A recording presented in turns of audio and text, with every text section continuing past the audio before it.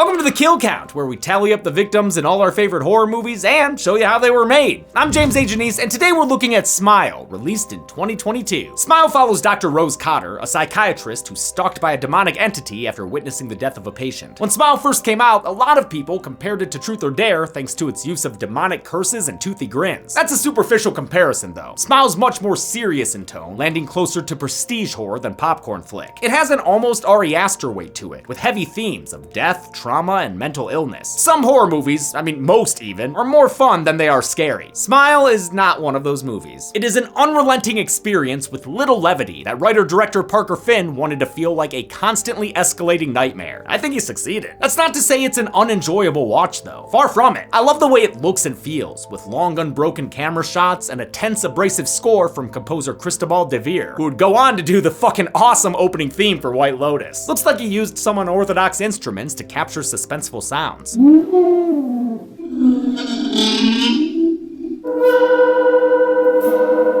Smile also features incredible performances and a whole bunch of solid jump scares. If you don't want the best one spoiled, make sure you watch the movie before this video, and the trailer for that matter. It's a testament to Smile's quality, and its release date, I suppose, that it wound up being the highest grossing horror film of 2022, a year chock full of great horror. Right off the bat, huge content warning for this one. Smile dives deep into topics like suppressed trauma and grief, and the curse kills people by using their own bodies against them. That might limit how we talk about things in this video, but we'll do our best, because this movie deserves it. Can our characters grin and bear the scares, or will they fall victim to lurk and smirking? Let's find out and get to the kills.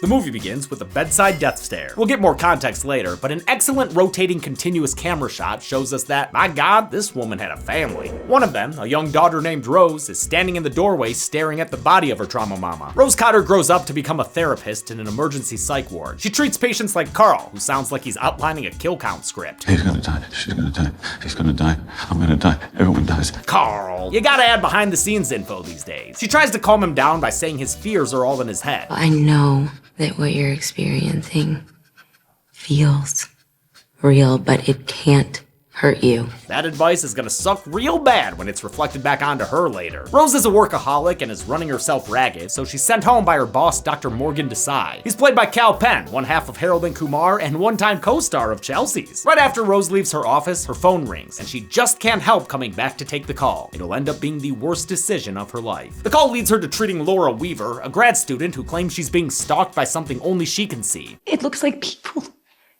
But it's not a person. It follows rules, taking the form of both strangers and loved ones. But hey, at least it has a good attitude about it. It's smiling at me. Oh, that's nice. But not a friendly smile. It's the worst smile I've ever seen in my life. Oh, that's not nice. Laura's played by Australian actress Caitlin Stacey, whose hysteric performance is the perfect way to set up this movie's monster. She makes me terrified just from the fear she has describing this thing. I've never felt scared like I do when I see it. Rose points out the pink elephant in the room and asks if Laura or her family has a history of hallucinations. Laura pleads her sanity, but pretty soon she seems out of her mind. Oh my God!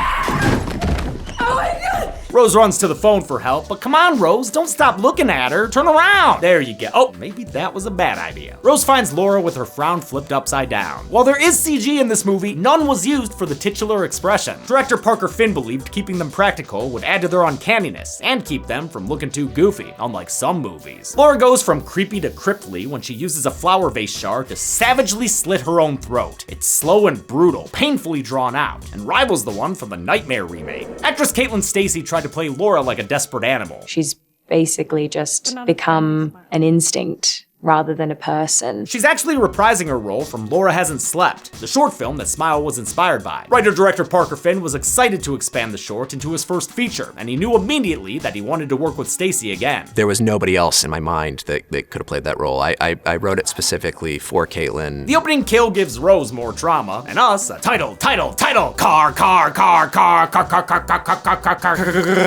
Rose is questioned about the incident by a couple of detectives, one of whom isn't exactly sympathetic to the victim. Yeah, she sounds fucking crazy to me. She tries to tell them where the trouble began. That smile, that damned smile. It's left her shook up even after she gets home, but the movie says no to a fridge stock jump scare. Perhaps it could interest you in something darker though, like something from their Hereditary selection. Rose.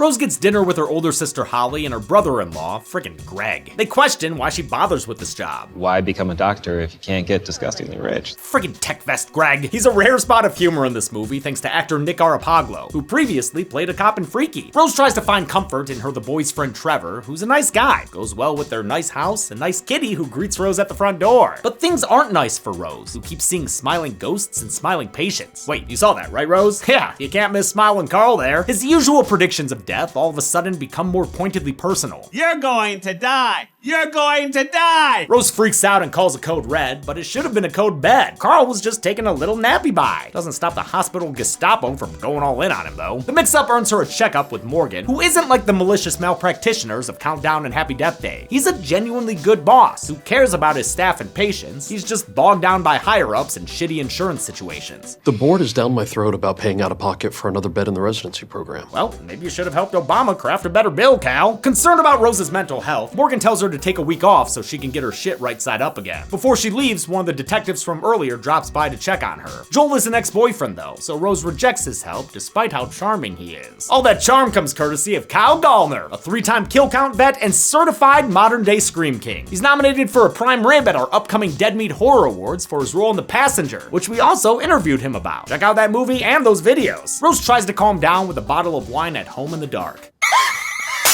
God damn it, another glass, Rose? I'm gonna need to take a trip to Macy's soon. She finds the back door open, then gets jump scared by a phone ring. It's the security company asking why the alarm went off. The back door of my house is open. Are you alone in the house, ma'am? Yes. Are you sure? I love how Smile expertly combines jump scares with genuine creepiness. Look behind you. Like, no fucking thanks, lady. I'm good on that. Rose hears another ring and realizes she hasn't even answered the phone yet. She's just seeing and hearing things. I mean, more things. You know what I mean. Even worse than having hallucinations, Rose can't find her kitty Mustache. Oh, his name is Mustache? Oh my god, he's such a cute kitty! She has a stress nightmare where a spinning shot of her dead mom match cuts to her waking up in bed. It probably conveys the fear and sometimes reality that mental health issues can be hereditary. Rose gets up and listens to her audio recording of Laura's last session. And man, as soon as she zooms in on those sound waves, you know we all about to get fucked. Super fucked. And sure fucking enough. Scared, Rose brandishes a knife, which Trevor doesn't appreciate when he runs in to see what's going on. The deluge of despair sends Rose back to her own therapist, Dr. Madeline Northcott. Northcott brings the conversation around to Rose's mom's death and asks if Rose blames herself for it. Rose deflects and asks for some drugs. Northcott responds with, drugs? Instead, she prescribes a change of pace and tells Rose to go to her nephew's upcoming birthday party, which Holly has been bugging her about. Jackson's 7th birthday party. I've told you like 5 times. I can't. I have work. Well, can't use that excuse anymore. Kumar sent you home. Though she doubts gray skies are gonna clear up, she puts on a happy face and shows up with a gift wrapped in the finest, loudest wrapping paper she could find. The party is a slow-motion cakewalk at first, but when it's time to open presents, her nephew Jackson finds an unhappy unbirthday surprise in the box she brought. It's Chekhov's dead cat. Mustache has been murdered and gift wrapped. This was actually a completely digital creation since Finn was unhappy with the dummy used on set. You can only tell if you're really looking for it though. Naturally, Rose is blamed for the party foul, and her cries of innocence aren't helped by the merry monster only she can see. The other guests mustache if Rose is doing okay. She's not. A jump scare sends her crashing through a table like she were Jill Roberts. Oh man, that's nasty. They didn't sugar glass coat that injury at all. Her boss, her sister, and her boyfriend are all very concerned right now, but Rose can only focus on how ironic it is that a smile has become such a terrible thing. She tries to explain everything to Trevor calmly and rationally, with the caveat that it will be hard to believe. But when she says she's being targeted by the unseen entity that killed her patient, Trevor blows it off as ghost talk, and his support quickly melts away. Do you hear yourself? I mean, Jesus Christ, you sound crazy. I am not crazy! Sorry. He decides to take the A train out of this situation and blames Rose's breakdown on her family's history of mental illness. Now on her own, Rose decides to do some digging into Laura Weaver. A police file reveals that Laura saw her professor Gabriel Munoz kill himself with multiple bludgeonings using a hammer. Rose visits the professor's home and talks to his widow Victoria, pretending to be a reporter. Victoria tells her a now familiar tale. Gabriel started acting weird, seeing hallucinations, and then killed himself. They asked me to identify his body. His face. Nice! Not only is that a very Ring-like scare, it also gives us a kill count, since Gabriel Munoz is no longer just a picture or a police report. He's a messed up face that you'd probably want to scrubs from your memory. Victoria takes Rose up to Gabriel's study, where he'd been drawing some of the things he was seeing. I see someone was a fan of Clive Barker. Whole lot of creepy art here, and in the attic of Munoz stands a solitary smile at the center of it all. Oh.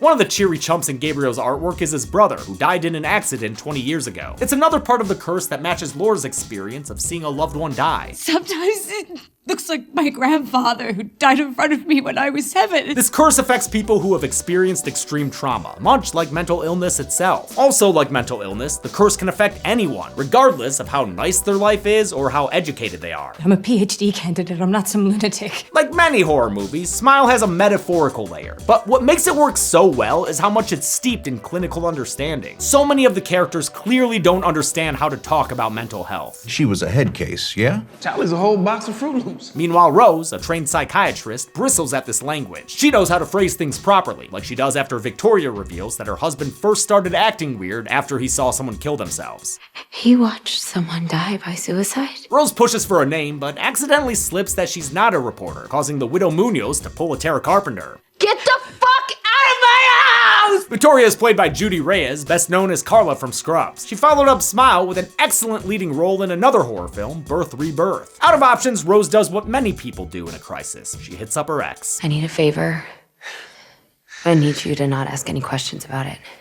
Terrific. Yeah, let's hear that. While Joel's initially skeptical, he hears her out more than Trevor did and agrees to play laptop cop, looking up crime scenes and police reports. Oh shit, what's got him reacting like he just saw nude Tane? Oh, yep, that'll do it. That ghastly image is of Angela Powell, a woman who killed herself at a business conference. Gabriel Munoz witnessed the act, but we didn't, and since we only have a picture, I won't put her on the count. They trace things back further and learn that Angela also witnessed another suicide shortly before her own. This one has video in the form of a surveillance cam, so I can count the guy who Angela saw pull a backwards the burning at a gas station. Now that's a look of sheer terror. Rose gathers up the evidence for a paranormal presentation, but she comes home to an intervention with her therapist. Trevor's trying to get her help. Whether it's for her sake or his own is up for debate. All you're trying to do is make it so you don't have to deal with it. I think this is an important angle to address in a story about these themes, but I wish we had seen more of Trevor striving to have this perfect, easy life Rose accuses him of wanting. I mean, yeah, he didn't listen to her about an evil entity, but he did put up with her sister and tech vest Greg. Friggin' Greg. Speaking of whom, Rose tries going to her sister for help next, but Holly doesn't want to look at her folder of X-Files. Their argument reopens old wounds. Holly abandoned their mother when her mental illness became too much to handle, leaving Rose alone to find her when she died, which is what we saw in the opening scene. Rose resents Holly for moving on so quickly, while Holly thinks Rose is stuck in the past. Words are said, feelings are hurt, and Rose ends up crying in the car. Aw, buck up. Check it out. Your sister's already coming to make amends.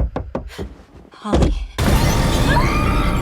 Man, I wish that absolutely brilliant scare wasn't spoiled in the trailer, although it was always funny hearing people scream at it in the theater. In any case, Rose's poor nephew Jackson sees her screaming through the window, underlining Holly's charge that he's been forever changed. You've completely traumatized Jackson, okay? Sosie Bacon does a great job portraying the toll this curse takes on Rose. Bacon's no stranger to the horror genre. She had a recurring role in the Scream MTV series, and her father is Kevin Bacon, former Crystal Lake camp counselor. Sosie had to act in pretty much every scene in Smile, which co-star Kyle Gallner described as a 90-minute long panic attack. Her character is almost always on edge, stressed out, and terrified. That takes a real physical and mental toll, but she more than rose to the occasion. She is legitimately like everything you want out of a co-star. She's everything you want out of a number one on the call sheet. While midnight munching, Rose gets a call from Joel, who's discovered her connection to the chain of victims they were looking into. He's also discovered that none of them survived longer than a week, meaning Rose's countdown is almost through, since she's already on day 4. She gives Joel the lowdown on her Smile demon sorrows. I'm gonna need you to say something. I will. Just. Unlike Rose's other loved ones, Joel chooses to believe her and offers to help. He's found a single survivor in the long chain of victims, an accountant named Robert Talley, who's currently incarcerated for murder. They pay a visit to the prison, where Joel's cop connections buys them a sit-down. Rose asks him how to stop the curse, you know, for a friend, so he tells her some new info about a previous chain. A man there escaped that chain. by killing his neighbor and passing it to his neighbor's wife. He explains how the demon spreads through trauma, which is why its victims approach a witness before dying. The demon wants to mess someone up by making them see a violent death, and that allows it to be passed on. Tally was only able to escape the chain by murdering someone else, which passed the curse on to a bystander instead of himself. Because this thing needs trauma to spread. That's what gives it power. Trauma. Rose accidentally reveals that she's the latest recipient. I can't kill someone! And boy, does that cut their meeting short. Get her away from me! Get her away from me! Actor Rob Morgan was last seen on the show on the other side of the law in Stranger Things. Though he's only in one scene, he committed entirely to his character's intensity. I approached that one scene as if it's the entire movie. Stuck between a rock and a homicidal place, Rose returns home to her kitchen knives and crime scene photos. Another reminder that pictures of dead people never seen in video form don't go on the count. And don't bring up Alex Browning in Final Destination 2. We knew that guy from the first movie, okay? Rose gets a house call from Dr. Northcott, who's very concerned about how they left things yesterday. The two have a sit down, but it's interrupted by a phone call from Dr. Northcott? I'm very concerned about how we left things yesterday. Phone Doc must be the real deal, since Phony Doc is suddenly smiling. Almost time, Rose. Why did that almost sound like Tim Robinson? Almost time, Rose. Gotta admit, I don't like how much this scene humanizes the entity. I don't like hearing it talk or laugh, and I think this drooly close-up is a bit too much. Then again, it's a nice little reference to Alien 3, which had effects by Amalgamated Dynamics, who also did the practical effects on Smile. The encounter sends Rose running to the hospital to hit her make dead deadline. She runs into Carl, who she seems ready to kill, but she still needs a witness to pass this thing on. Good thing Morgan walks in just in time to see her stab the shit out of Carl. Oh, that poor man. The stabbing was actually retimed in post-production in order to give the knife more resistance as it's pulled out of Carl's body. No kill graphic here though, since Morgan's banana peel face is a good sign that Rose is just dreaming. Turns out she was just taking a steering wheel nap. Rose's outfits over the course of the film were carefully put together by costume designer Alexis Forte. She wanted them to reflect Rose's degrading mental state, going from polished and professional to, let's just say work from home. She also used yellow to hint at hallucinations. Face-ripping Morgan is wearing a yellow tie, but real Morgan has a greener shade when he finds Rose in her car. Real Morgan invites her inside, but Rose decides not to pass the trauma on, which means she has to get away from everyone else. That concerns Morgan, who notices her car seat cutlery and calls the cops after she speeds away. Joel calls Rose and offers to help again, but she decides to leave him on red. Since the demon needs witnesses to spread, Rose plans to isolate herself in her abandoned childhood home. It was mentioned earlier by Holly. I don't understand you. It's literally just sitting there. We grew up in that house. Rose, it's a total teardown. Why not just get the money for the land? Yeah, well, no one asked you, Greg. Wow. Rose takes a trip down memory lane where we find out what really happened the day her mom died. Turns out, Rose didn't discover her mom after she died. She was still alive and regretting her decision. Help me, please.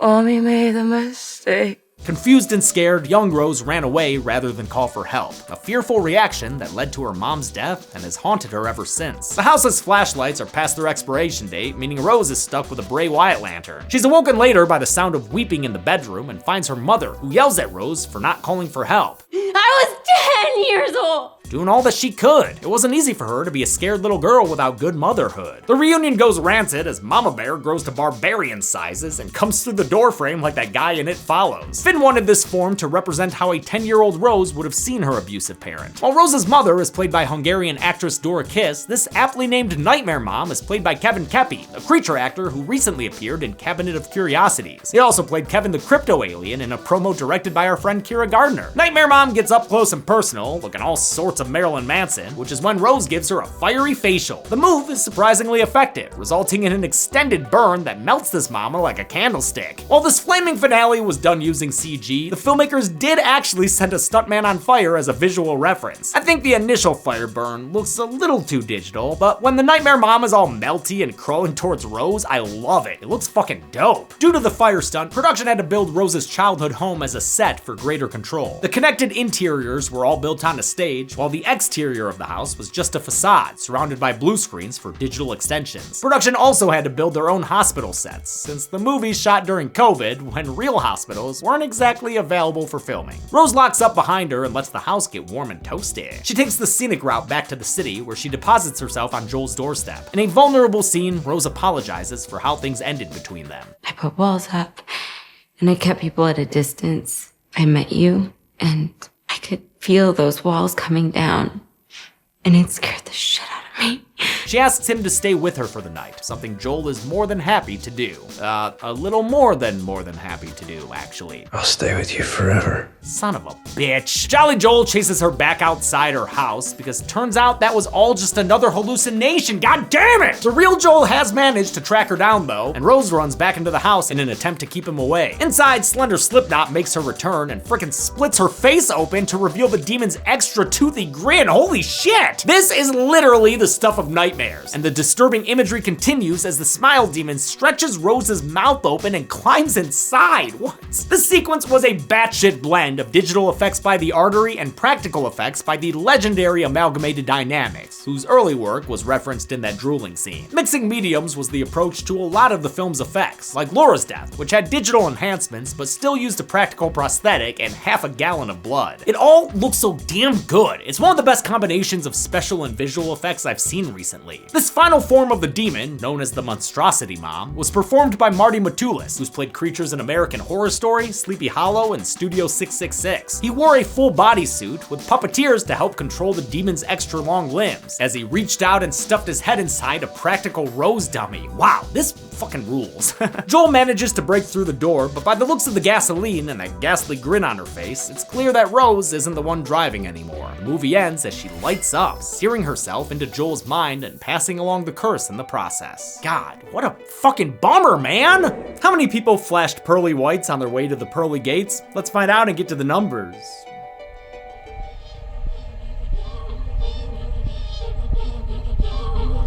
How have you seen Lucy? Oh my god. Never mind, I found her. Oh, okay. Whew. All right, let's go.